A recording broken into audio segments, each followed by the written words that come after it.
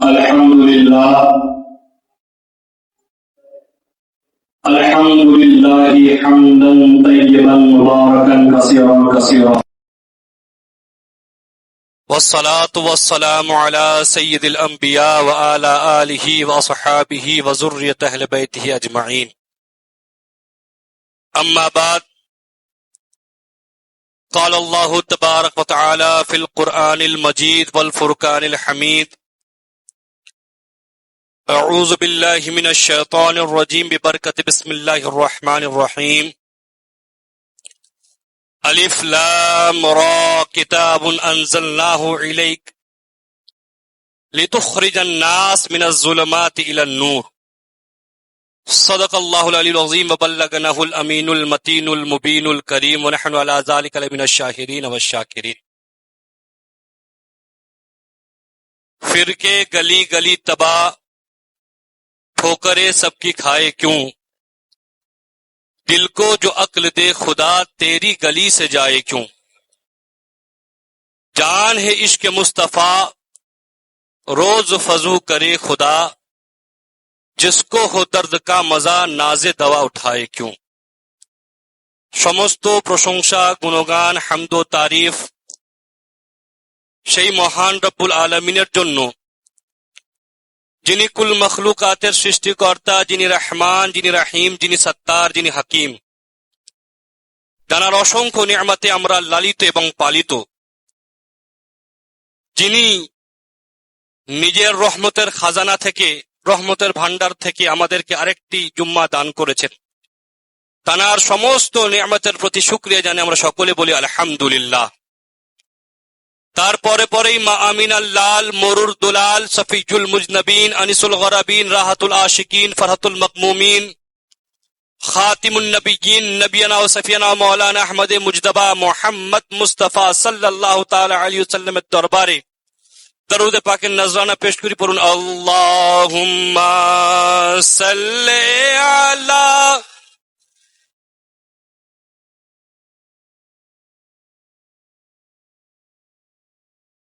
وعلى آل سيدنا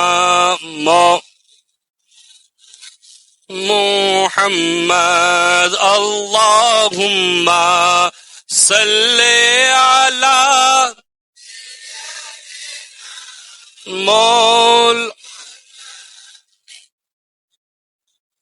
وعلى آل سيدنا محمد. صلوا على محمد.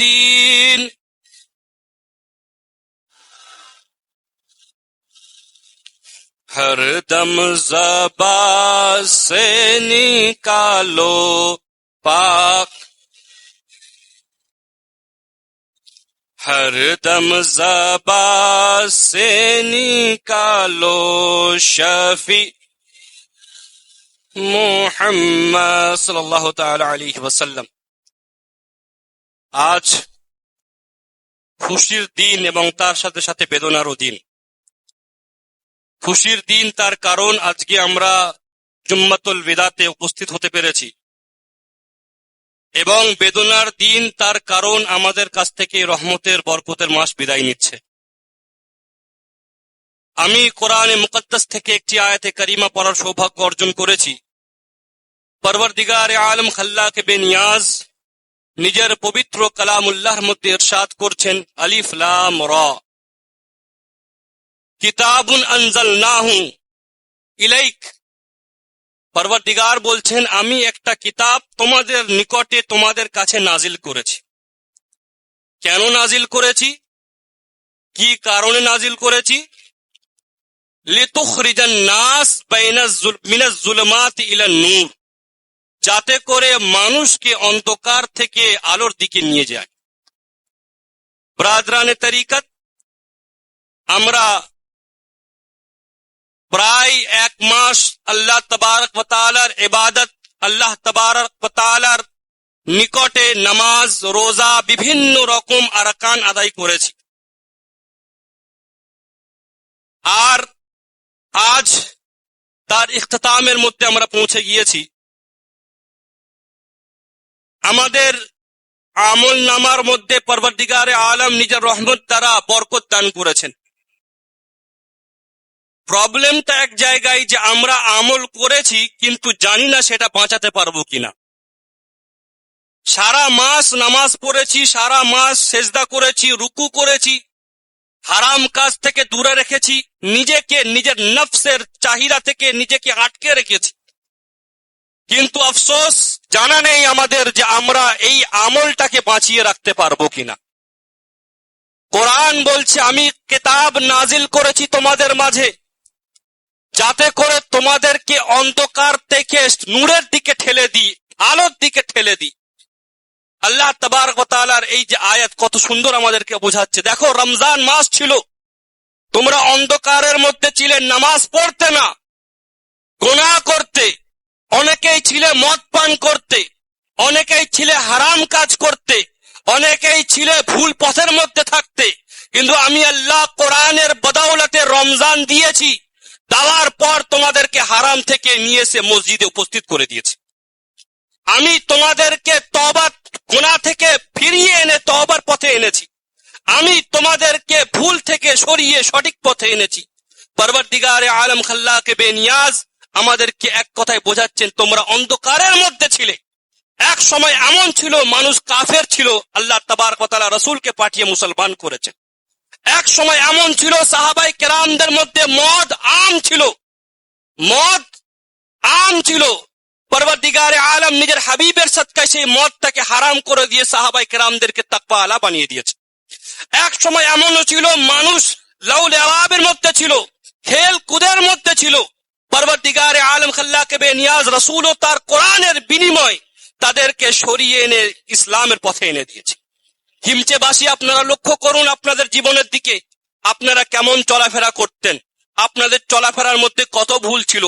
আপনাদের ভাই ব্রাদার যারা আপনাদের পাশে বসে রয়েছে, অনেকেই আছে যারা মদ পান করত, অনেকেই আছে যারা নেশা সেবন করত, অনেকেই আছে যারা ভুল পথের মধ্যে ছিল।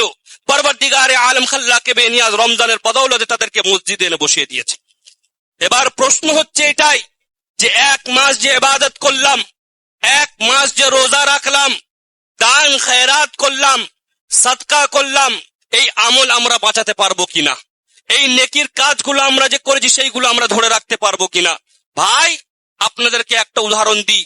আপনি যদি বাজার থেকে একটা বাক্স কিনে আনেন, বড় বাক্স কিনে এনেছেন, নিয়ত করেছেন বাক্সতে প্রতিনিয়ত টাকা ফেলবো, টাকা জমাবো, কাঠের বাক্স, প্রত্যেক দিন আপনি 500 টাকা, 10 টাকা, 100 টাকা করে ফেলছেন, প্রত্যেক দিন আপনি 5 টাকা 6 টাকা করে ফেলছেন। আপনি নিয়ত করলেন কি, আমি এই বাক্সটা বছরের শেষে খুলবো, অনেক টাকা জমবে, আমি জমি কিনবো, বা আমি ঘর তৈরি করব, বা যে কোনো ভালো কাজ করব। আল্লাহু আকবার কবীরা, টাকা জমতে থাকলো, জমতে থাকলো, জমতে থাকলো। কিন্তু যখন আপনি আখেরি দিনে শেষ সময় বাক্স খুলছেন, বাক্সের মধ্যে কি দেখছেন? 1 টাকাও ভালো নেই, সব টাকাকে আপনার পোকা খেয়ে ফেলেছে, সব টাকাগুলো পোকা খেয়ে ফেলেছে। আপনি চিন্তা করছেন সারা বছর এতে টাকা ফেললাম কষ্ট করে করে জমিয়ে, কিন্তু আজকে যখন আমি খুললাম পুরস্কারের জন্য, যখন আমি খুললাম যে আমার লাভ হবে, খুলে দেখছি কি সমস্ত টাকা ধ্বংস করে ফেলেছে। তো আপনাদেরকে আমি বোঝাতে চাই, এইরূপ আমাদের ইবাদত, সারা মাস আমরা রোজা করছি, সারা মাস আমরা ইবাদত করছি, সারা মাস আমরা কোরআনে পাকের তেলাওয়াত করছি, সারা মাস আমরা জিয়ারতে কবর করছি, কিন্তু যেই দিন পুরস্কারের দিন যখন খোলা হচ্ছে, সেই নেকিগুলোকে আমরা নিজেদের বরবাদির দ্বারা বরবাদ করে দিচ্ছি। ঈদ যেই হচ্ছে মসজিদ খালি হয়ে যাচ্ছে, ঈদ যেই আসছে ছেলেরা বাইক নিয়ে ঘুরতে চলে যাচ্ছে, নামাজের কোনো চিন্তা নেই, রোজা তো ছেড়ে দাও, নফল রোজা তো ছেড়ে দাও, ফরজ নামাজের কোনো চিন্তা নেই, ভাই ব্রাদারের সাথে সম্পর্কের কোনো চিন্তা নেই, পাড়া প্রতিবেশীর সাথে নেক কাজের কোনো চিন্তা নেই। আল্লাহু আকবার কবীরা, এক মাস জমিয়ে জমিয়ে রাখলাম যে কাল কিয়ামতের দিন হয়তো আমার এই নেকিটা কাজে লাগবে, কাল কিয়ামতের দিন এক মাসের রোজা হয়তো কাজে লাগবে, কাল কিয়ামতের দিন হয়তো আমার এই ভালো কাজগুলো আমাকে জাহান্নামের আগুন থেকে বাঁচাবে। কিন্তু যখন পুরস্কারের দিন এলো, কিয়ামতের দিন হলো, আমরা খুলছি কি দেখছি আমাদের নেকি একটাও আর বাকি নেই, একটাও বাকি নেই। তার কারণ আমরা নিজেদের নেকিটাকে নিজের হাত দ্বারা ধ্বংস করে ফেলেছি, নিজের হাত দ্বারা ধ্বংস করে ফেলেছি। হাদিসে পাক তিরমিজি শরীফের মধ্যে এসেছে, ইনসান মানুষকে আল্লাহ তাবারক ওয়া তাআলা চার প্রকারে সৃষ্টি করেছে। চার প্রকারে সৃষ্টি করেছে। এক, মুমিন হয়ে জন্মেছে, মুমিন হয়ে জীবিত ছিল এবং মুমিন হয়ে মারা গেছে। এটা হচ্ছে এক প্রকার। মুমিন হয়ে জন্মেছে, মুসলমানের ঘরে জন্মেছে, মুসলমান হয়ে জীবিত ছিল, মুসলমান হয়ে মারা গেছে। এটা হচ্ছে এক প্রকার। আর এক প্রকার হচ্ছে কাফের হয়ে জন্মেছে, কাফের হয়ে জীবিত ছিল, কাফের হয়ে মারা গেছে। এটা হচ্ছে দুই প্রকার। তৃতীয় প্রকার হচ্ছে কি মুমিন হয়ে জন্মেছে, মুমিন হয়ে জীবন যাপন করেছে, মরার সময় কাফের হয়ে মরেছে। এটা হচ্ছে 3 নম্বর প্রকার। আর 1 নম্বর প্রকার হচ্ছে কাফের হয়ে জন্মেছে, কাফের হয়ে জীবন যাপন করছিল, কিন্তু মরার সময় সে মুমিন হয়ে জন্মেছে।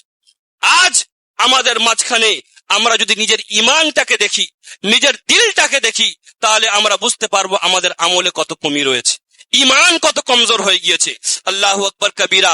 গুনাহ করি কিন্তু গুনাহকে আমরা বুঝতে পারি না যে গুনাহ করছি কিনা, ভুল করি কিন্তু আমরা বুঝতে পারি না যে আমরা ভুল করছি কিনা, হারাম খাচ্ছি কিন্তু বুঝতে পারি না হারাম খাচ্ছি কিনা।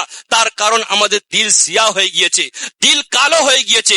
হযরত গৌসে আজম আব্দুল কাদের জিলানী রাদিয়াল্লাহু তাআলা আনহু নিজের কিতাব কুনিয়াতুত তালিবিনের মধ্যে লিখছেন, শোনো, যখন কোনো বান্দা গুনাহ করে, যখন কোনো বান্দা হারাম কাজ করে, যখন কোনো বান্দা ভুল কাজ করে, পরবর্তীগারে আলম তার দিলের মধ্যে একটা কালো দাগ তৈরি করে দেয়, একটা কালো দাগ তৈরি করে দেয়।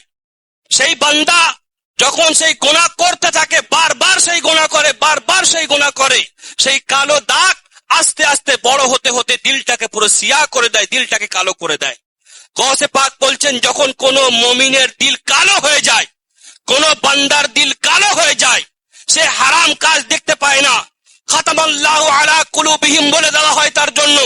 অর্থাৎ ভালো কাজ সে চোখে দেখতে পায় না, ভালো কাজ সে কানে শুনতে পায় না, তার কাছে ভালো কাজ ঠাট্টা মজাকের হয়ে যায়, তার কাছে ভালো কাজের কোনো দাম থাকে না। ভালো কাজের নাম শুনে তারা ইয়ার্কি মারে, ঠাট্টা করে।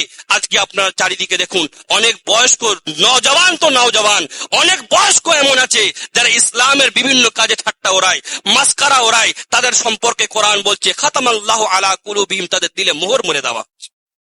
আজ রমজান মাসে আমরা নামাজ পড়েছি, রোজা রেখেছি, লাগাতার মুসলসল ইবাদত করেছি।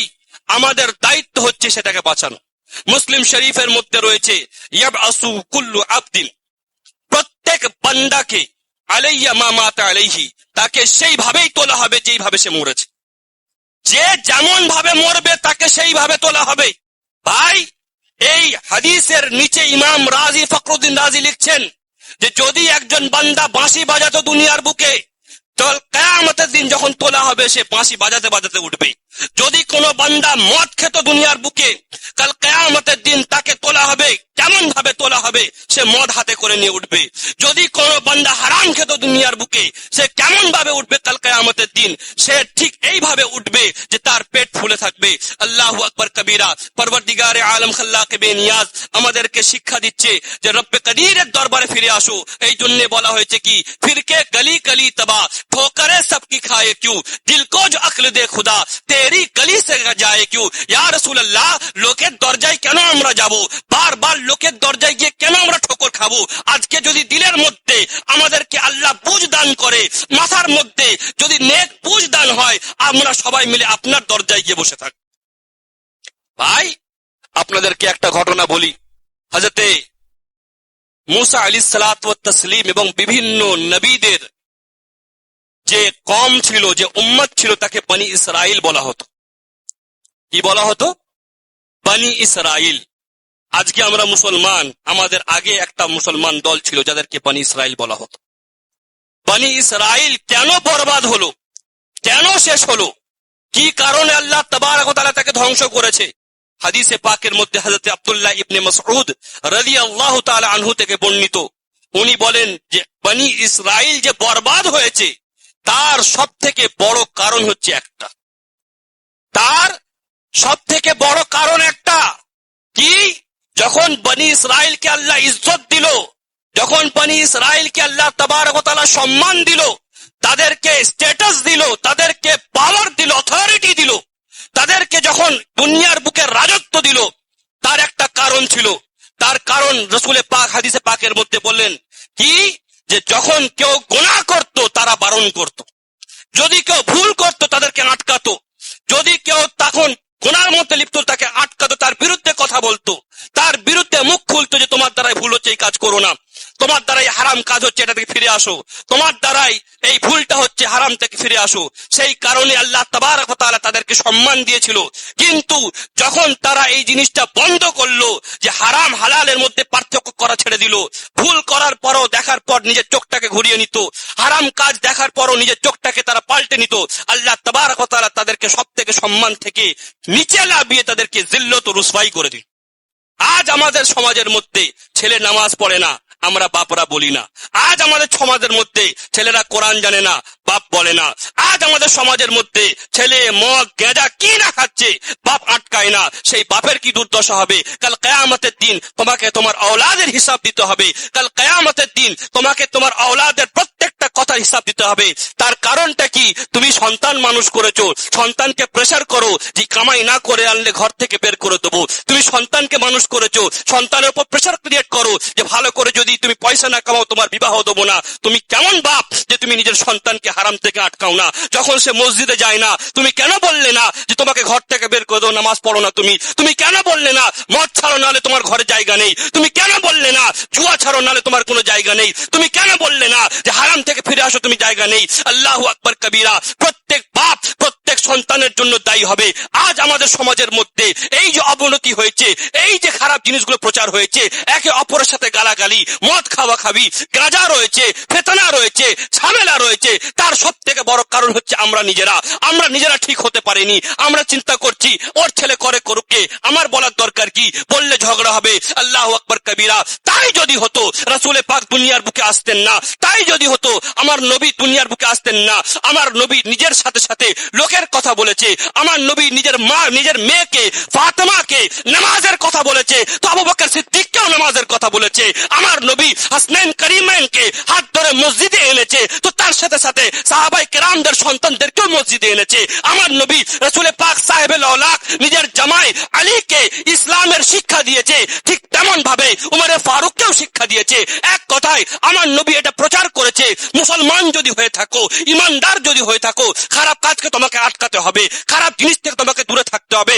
আজ আপনাদেরকে বলতে চাই, আপনারা কি মনে করছেন আজকে আপনারা এক মাস ইবাদত করেছেন, আপনাদের ডিউটি শেষ হয়ে গিয়েছে, আপনারা কোরআন পড়েছেন, ডিউটি শেষ হয়ে গিয়েছে? আল্লাহু আকবার কবীরা। কবরস্থান সামনে রয়েছে, এই কবরস্থানের মধ্যে আপনাদের ভাই ব্রাদার বাপ দাদা সবাই রয়েছে।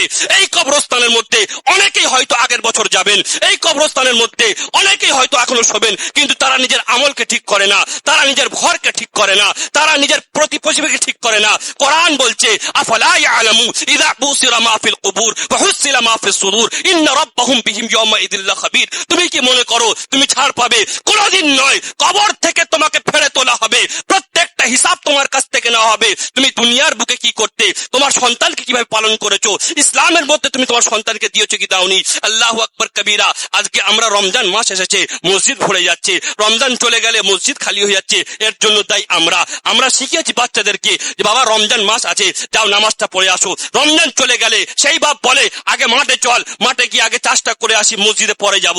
সেই বাপ যে রমজান মাসে নিজের ছেলেকে হাত ধরে ইফতারের সময় নিয়ে আসে, মাগরিবের নামাজের সময় নিয়ে আসে, সেই বাপ নিজের ছেলেকে বলে ঘরে ঢুকে যা, নামাজ পড়তে হবে না। আল্লাহু আকবার কবীরা। আজ আমাদের আমল এমন কমজোর হয়ে গিয়েছে, আমাদের ঈমান এত কমজোর হয়ে গেছে, চারিদিক থেকে আমরা জর্জরিত, চারিদিক থেকে আমরা মার খাচ্ছি। আজ এমন কি অবস্থা হয়ে গিয়েছে, 313 জন ছিল, সম্মানের সাথে ছিল, কোটি কোটি মুসলমান রোজ মার খাচ্ছে। কোনদিন দিল্লিতে মার খাচ্ছে, তো কেউ ইউপিতে মার খাচ্ছে, কেউ উত্তরাখণ্ডে মার খাচ্ছে, তো কেউ ফিলিস্তিনে মার খাচ্ছে। তার কারণটা কি? আমরা রাসূলে পাকের দিন থেকে সরে গিয়েছি, রাসূলে পাকের রাস্তা থেকে সরে গিয়েছি, রাসূলে পাকের মহব্বত দিলের মধ্যে নেই, ঈমান দিলের মধ্যে নেই। আল্লাহু আকবার কবীরা। আপনাদেরকে একটা ঘটনা বলি, ঘটনাটা ভালো করে শোনেন। আমাদের দিলের মধ্যে তওবা আসে না, আমাদের হুজুররা বক্তব্য করে চোখে পানি আসে না, আমরা বক্তব্য শুনি মাথা হেলাই, কিন্তু মসজিদের বাইরে গিয়ে নিজের চরিত্রকে পাল্টাতে পারি না। আপনারা বুকে হাত দিয়ে বলুন, আজকে আপনার আলবিদা জুম্মা, আপনারা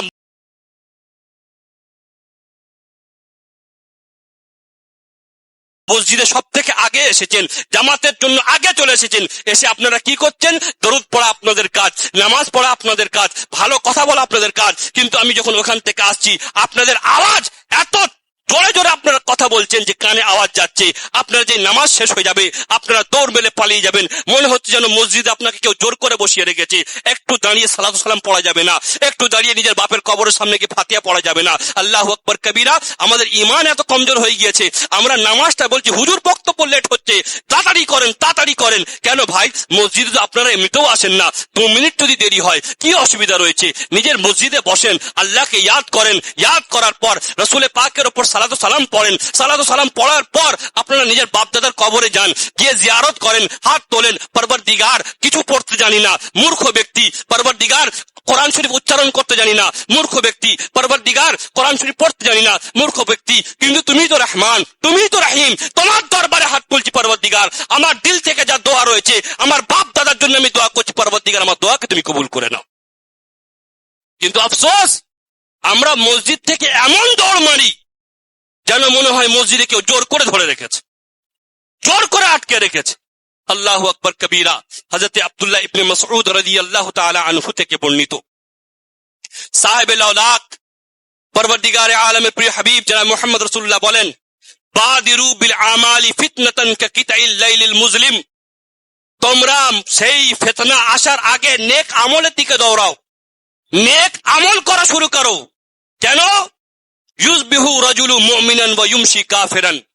সকালবেলা মানুষ মুসলমান থাকবে, রাতে কাফের হয়ে যাবে। ওয়া ইউমসি মুমিনান ওয়া ইউসবিহু কাফিরান। বৈকালে কাফের থাকবে, সকালে মুসলমান থাকবে। আজ আমাদের অবস্থা খুব খারাপ। আপনাদেরকে একটা কথা বলি, হযরত আবু বকর সিদ্দিক রাদিয়াল্লাহু তাআলা আনহু, যিনি খলিফাতুল মুসলিমিন, যিনি আমিরুল মুমিনিন, পরবর্তীগারে আলম খাল্লাকে বেনিয়াজ, হাদিসে পাকের মধ্যে বর্ণিত হচ্ছে যে হযরত আবু বকর সিদ্দিক বসে রয়েছেন মেম্বারের উপরে, সাহাবায়ে কেরামরা বসে রয়েছেন। হঠাৎ করে কোনো একটা ঘটনা বলছেন, বলতে বলতে হযরত আবু বকর সিদ্দিক কাঁদতে শুরু করেছেন, কাঁদতে শুরু করেছেন। হযরত আবু বকর সিদ্দিক যখন কাঁদছেন, সাহাবায়ে কেরামরা দেখে কাঁদা শুরু করেছেন, ওনাকে দেখা দেখি কাঁদছেন। আল্লাহু আকবার কবীরা। যখন সাহাবায়ে কেরামরা কাঁদছেন, হযরত আবু বকর সিদ্দিক কাঁদছেন, একজন সাহাবী চিন্তা করলেন কি, হয়তো আজকে হযরত আবু বকর সিদ্দিক বক্তব্য করতে পারবেন না, হয়তো হযরত আবু বকর সিদ্দিক কোনো ভালো কথা বলতে পারবেন না। এত কাঁদছেন ফুপিয়ে ফুপিয়ে যে কোনো কথা বলার শক্তি নেই, কোনো কথা বলার তাকাত নেই। আল্লাহু আকবার কবীরা। যখন কাঁদছেন, একজন সাহাবী বলছেন, এ আবু বকর সিদ্দিক, তুমি তো আমিরুল মুমিনিন, রাসূলে পাকের তুমি সাথে ছিলে, রাসূলে পাকের সঙ্গে তুমি ছিলে, কেন এত কাঁদছো? কি কারণে এত কাঁদছো? কি কারণে তোমার চোখ থেকে এত পানি বেরোচ্ছে? আল্লাহু আকবার কবীরা। সাহাবায়ে কেরাম ছিলেন, উনি বলে উঠলেন, এ আমার সাহাবারা শোনো, আমার হঠাৎ করে একটা কথা মনে পড়ে গেল, সেই কারণে আমি কাঁদছি। কি কথা মনে পড়ে গেল? যে রাসূলে পাকের সাহাবী বলছেন, শোনো, আমি রাসূলে পাকের সাথে ছিলাম, একদিন আমি আমার রাসূলে পাকের সাথে সফরের মধ্যে ছিলাম, হঠাৎ করে দেখছি কি রাসূলে পাক কাউরের সাথে ইশারায় কথা বলছে, কিন্তু আমি তাকে দেখতে পাচ্ছি না। রাসূলে পাক হঠাৎ করে কাউরের সাথে কথা বলছে, আমি দেখতে পাচ্ছি না। রাসূলে পাক বারবার ইশারা করছে, আমি নিজের চোখে দেখতে পাচ্ছি না। যখন রাসূলে পাক নামাজ শেষ করলেন, নামাজ শেষ করার পর আমি জিজ্ঞাসা করলাম, ইয়া রাসূলুল্লাহ, ইয়া হাবিবাল্লাহ, আজকে আপনাকে আমি একটা জিনিস দেখলাম, আপনি বারবার ইশারা করছিলেন, বারবার কাউকে হাত দিয়ে তাড়াচ্ছিলেন, আমি বুঝতে পারিনি। ইয়া রাসূলুল্লাহ, ইয়া হাবিবাল্লাহ, আপনি কাকে তাড়াচ্ছিলেন?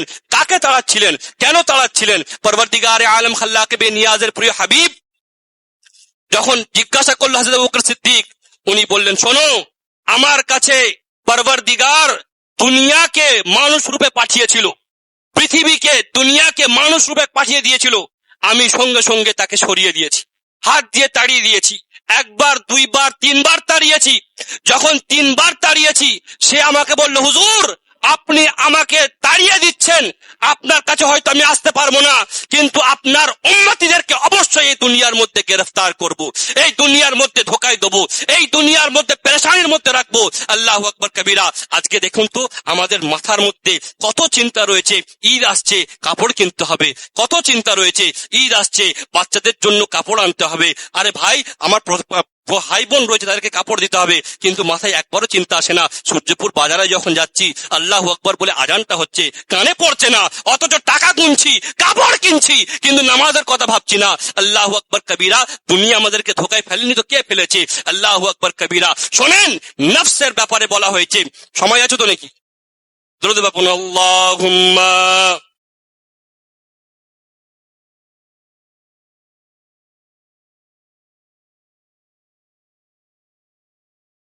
وعلى آله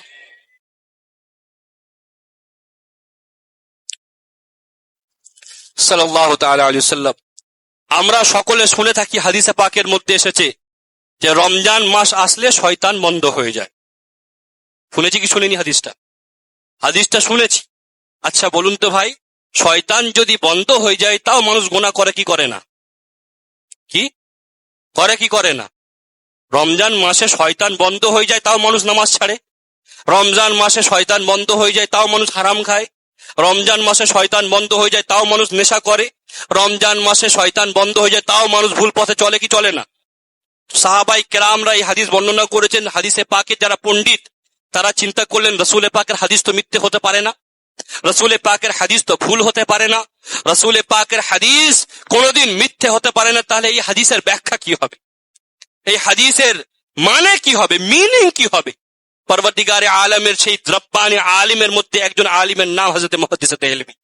উনি লিখছেন, শোনো, আল্লাহর রাসূল যে বলেছেন অবশ্যই ইবলিস বন্ধ হয়ে যায়, অবশ্যই শয়তান বন্ধ হয়ে যায়, কিন্তু পরবর্তীকারে আলমের সৃষ্টির মধ্যে একটা সৃষ্টির নাম হচ্ছে নফস। কি বলা হয়েছে? নফস। এই নফস প্রত্যেকটা মানুষের মধ্যে রয়েছে, আর এই নফসের ক্যাটাগরি রয়েছে। প্রথম হচ্ছে নফসে লাওয়ামা, নফসে আম্মারা, তারপর কি আছে আপনার নফসে মুতমাইন্না। এরকম করে নফসের ক্যাটাগরি রয়েছে। আর নফসে আম্মারা হচ্ছে এমন খবিস নফস যে নফস মানুষকে গুনার দিকে ঠেলে নিয়ে যায়। কথা বুঝতে পেরেছেন না? মানুষকে গুনার দিকে ঠেলে নিয়ে যায়।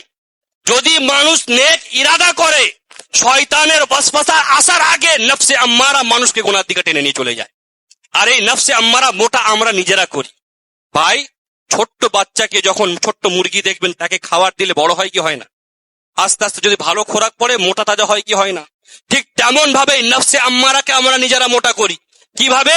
নফসে আম্মারা মানুষকে সব সময় খায়সাতের দিকে নিয়ে যায়, সব সময় দাও দাও দাও দাও আরো দাও এই জিনিসটার দিকে নিয়ে যায়। নফসে আম্মারা মানুষকে হারাম কাজের দিকে নিয়ে যায়। ইবলিস রাস্তা দেখায়, নফসে আম্মারা তার উপর চালায়। ইবলিস রাস্তাতে একবার দেখিয়ে দেয় যে ওই রাস্তায় যেতে হবে, নফসে আম্মারা বলে চল। তো ইবলিস বন্ধ থাকে, নফসে আম্মারা মানুষের সাথে থাকে। সেই নফসে আম্মারা রমজান মাসে কমজোর হলেও দুনিয়ার বুকে যত আমরা গুনাহ করেছি সেই গুনার বদৌলতে তার এত শক্তি থাকে যে মানুষকে গুনার মধ্যে নিয়ে চলে যায়। একটা আপনাদেরকে মজার ঘটনা বলি। আল্লাহু আকবার কবীরা। এই নফসে আম্মারা যখন রমজান মাস আসে, আমরা অনেকেই জানি, দেখবেন আস্তে আস্তে গুনাহগাররা মসজিদের দিকে আসে, তাই না? মসজিদের দিকে আসে আস্তে আস্তে। গুনাহগাররা যারা জীবনে নামাজ পড়েনি তারাও নামাজ পড়তে আসে। নফসে আম্মারা তাদের দিলে কমজোর হয়ে যায়। কখনো কখনো এত কমজোর হয়ে যায় যে এই নফসে আম্মারা এত কমজোর হয়ে যায় যে মানুষ 5 ওয়াক্ত নামাজ পড়তে শুরু করে দেয়। এই নফসে আম্মারা এত কমজোর হয়ে যায় যে মানুষ রোজা রাখতে শুরু করে দেয়। এই নফসে আম্মারা এত কমজোর হয়ে যায় যে মানুষ ভালো কাজ করতে শুরু করে দেয়। এই নফসে আম্মারা থেকে এবার যখন মানুষ নামাজ পড়ে, নিজের মাথাকে সেজদায় রাখে, নিজের মাথাকে বারবার ইবাদতের মধ্যে রাখে, নিজের মাথাকে বারবার রুকু করে সাজদা করে বিভিন্ন কাজ কি নফসে আম্মারা কমজোর হতে থাকে, মানুষের গুনাহ মধ্যে নিয়ে যাওয়া, কমজোর হতে ইবাদতের মধ্যে ঢোকে, ভালো কাজের মধ্যে ঢোকে, নেক কাজ করে। সেই নফসে আম্মারা আস্তে আস্তে আস্তে আস্তে নফসে লাওয়ামার দিকে পরিণত হয়। নফসে লাওয়ামা কাকে বলে? যে নফসে লাওয়ামা হচ্ছে মানুষকে নেকির দাওয়াত করে, নামাজের দিকে ডাকে, ভালো কাজের দিকে ডাকে। আল্লাহু আকবার কবীরা। নফসে আম্মারাকে কমজোর করার পর যখন মানুষ নফসে লাওয়ামার মধ্যে চলে আসে, বারবার নেকির কাজ করে, বারবার ভালো কাজ করে, করতে করতে সে 5 ওয়াক্ত নামাজে দাঁড়ায় না, কখনো কখনো সে তাহাজ্জুদ পড়ে, সে শুধু 5 ওয়াক্ত নামাজ পড়ে না, কখনো কখনো সে সালাতুল আওয়াবিন পড়ে, কখনো কখনো চাস্ত পড়ে, কখনো কখনো তারাবি পড়ে, কখনো কখনো কোরআনের তেলাওয়াত করে। আল্লাহু আকবার কবীরা। যখন নফসে লাওয়ামা তাকে ইবাদতের মধ্যে ঢুকিয়ে দেয়, তার দিল শান্তি পায় না, সে সব সময় আল্লাহর জিকির করতে থাকে। আল্লাহ তাবারক ওয়া তাআলার দিদার করার জন্য, আল্লাহকে রাজি করার জন্য, খুশি করার জন্য নফসে আম্মারাটাকে ট্রান্সফার করে নফসে লাওয়ামাতে পরিণত করে। সেই নফসে লাওয়ামা মানুষকে যখন পরিণত করে দেয়, আস্তে আস্তে সেই নফসে লাওয়ামা থেকে নফসে মুতমাইন্নার দিকে চলে যায়। নফসে মুতমাইন্না কাকে বলে ভাই? যারা দুনিয়াকে তার্ক করে, দুনিয়াকে ছেড়ে দিয়ে শুধুমাত্র আল্লাহকে রাজি করতে চায়, শুধুমাত্র আল্লাহকে খুশি করতে চায়। আজকে আপনারা মনে করেন যে আল্লাহর ওলি হওয়া খুব কঠিন। না, গুনাহকে ছাড়ুন, নফসে আম্মারাকে কমজোর করুন, নফসে লাওয়ামার উপর আমল করুন। সেই নফসে লাওয়ামা আপনাকে নফসে মুতমাইন্নার দিকে ঠেলে নেবে। যখন আপনি গুনাহ ছাড়বেন, আল্লাহর ইবাদতের মধ্যে আসবেন, নেক কাজের মধ্যে আসবেন, আস্তে আস্তে যখন আপনি নফসে মুতমাইন্নার দিকে যাবেন, আপনার পরিণতি কেমন হবে? আপনি তখন আল্লাহ ছাড়া আর কাউকে চিনবেন না, আল্লাহ ছাড়া আপনার কারোর মাথায় ঢুকবে না, আল্লাহ ছাড়া আর কিছু চিনতে পারবেন না।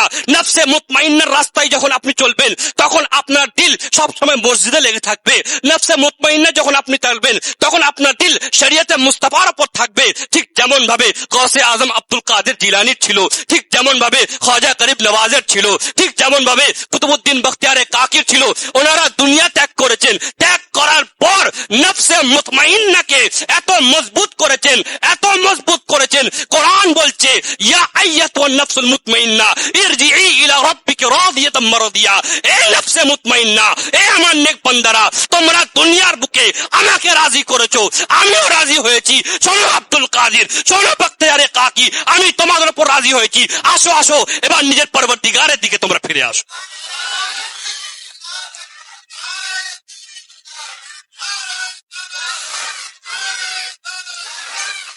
ভাই, হযরত কুতুবউদ্দিন বখতিয়ারে কাকির সময় একজন বাদশা ছিল। সেই বাদশার নাম ইলতুতমিশ, দিল্লির বাদশা। আজ আমরা দেখবেন আমাদের খানকা বিশেষ করে আমরা পয়সা আলাদের থেকে দূরে থাকার চেষ্টা করি, আমরা ক্ষমতাবানদের থেকে দূরে থাকার চেষ্টা করি। তার কারণ ক্ষমতা বা পয়সা মানুষকে দুনিয়ার লোভে ফেলে দেয়। আমার আব্বা হুজুরের কোনো কমি ছিল না। আমার আব্বা হুজুর যখন একা ছিল, 5 লক্ষ মুরিদ ছিল, 1 টাকা করে দিলে 4 চাকা গাড়ি হয়ে যেত। উনি যদি চাইতেন 30 থেকে 40 বার হজ করতে পারতেন, করেননি। উনি যদি চাইতেন উনি আপনার বড় অট্টালিকায় থাকতে পারতেন, কিন্তু যারা খিদিরপুরে গেছে যায় উরুস পাকের সময়, তারা গিয়ে দেখতে পাবে এখনো পর্যন্ত সেই টালির ঘরই রয়েছে। আমরা দুনিয়ার লোভ করিনি। পরবর্তীগারে আলম খাল্লাকে বেনির আমি মেম্বারে দাঁড়িয়ে বলতে পারি, এই যে উরুস পাক হয়, এই যে মাদ্রাসা তৈরি হচ্ছে, হাজার হাজার লাখ লাখ টাকা আমার হাতে পড়ে। আমি চাইলে গাড়ি বাড়ি নিজের জায়গা সব করতে পারি, কিন্তু আলহামদুলিল্লাহ বেফাজিদালা করিনি। কারণ আল্লাহ তাবারক ওয়া তাআলা দ্বীনের জন্য আমার আব্বা হুজুর আমাদেরকে ওয়াকফ করে দিয়েছে, দ্বীনের জন্য আমাদেরকে ওয়াকফ করে দিয়েছে। ভাই, হযরত কুতুবউদ্দিন বখতিয়ারে কাকির ঘটনা বলে আমি বক্তব্য শেষ করব।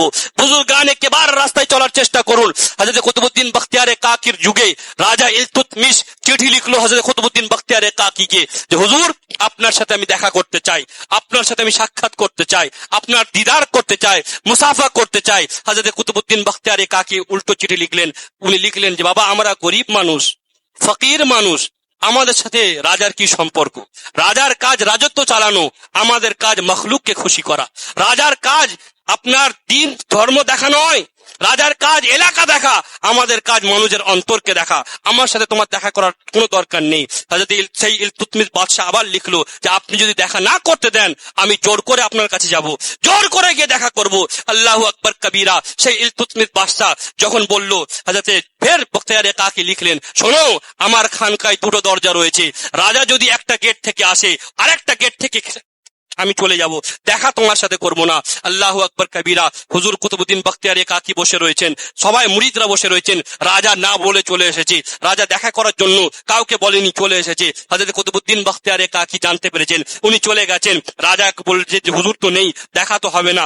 রাজা বলছে আচ্ছা ঠিক আছে, আমি হুজুরের খানকা দেখবো, আমি হুজুরের এলাকা দেখবো, কোথায় থাকেন আমি দেখবো। আল্লাহু আকবার কবীরা। ঘুরে ঘুরে দেখছেন কি বিরাট খাবারের আয়োজন করা রয়েছে, প্রচুর খাবার রয়েছে, মানুষ রান্না করছে, হাঁড়ি হাঁড়ি ডেক চড়ানো রয়েছে। আরেক জায়গায় গিয়ে দেখছেন কি আস্তাবল রয়েছে, ঘোড়া রাখার জায়গা রয়েছে, আর সেই ঘোড়ার যে চেন রয়েছে, ঘোড়ার যে আপনার লাগাম রয়েছে, সেটা সোনার তৈরি।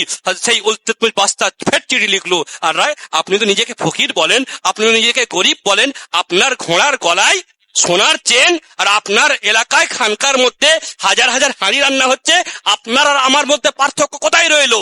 আমার ঘরেও সোনা রয়েছে, আপনার ঘরেও সোনা রয়েছে, আমার ঘরেও ভালো মন্দ রান্না হচ্ছে, আপনার ঘরেও ভালো মন্দ রান্না হচ্ছে, আপনি নিজেকে ফকির বলছেন, আপনার তো এলাকার মধ্যে, আপনার খানকার মধ্যে বড় বড় জিনিস তৈরি হচ্ছে। আল্লাহু আকবার কবীরা। আপনার আর আমার মধ্যে কোনো পার্থক্য নেই। হযরত কুতুবউদ্দিন বখতিয়ারে কাকি জালালে এলেন, আসার পর আবার লিখলেন, শোনো, তোমার আর আমার মধ্যে পার্থক্য রয়েছে, তোমার আর আমার মধ্যে ডিফারেন্সিয়েশন রয়েছে, অনেক পার্থক্য রয়েছে। পার্থক্যটা কি রয়েছে শোনো, তুমি তোমার সোনা দানা, তোমার পয়সা, তোমার ধন সম্পদ তুমি খাজানার মধ্যে রাখো, আমি ঘোড়ার পায়ের তলায় ফেলে রাখি। তুমি নিজে খাওয়ার জন্য রান্না করো, নিজের সৈন্যকে খাওয়ার জন্য রান্না করো, আমি এই যে রান্না করাচ্ছি মখলুককে খাওয়ার জন্য রান্না করা। পার্থক্য রয়েছে।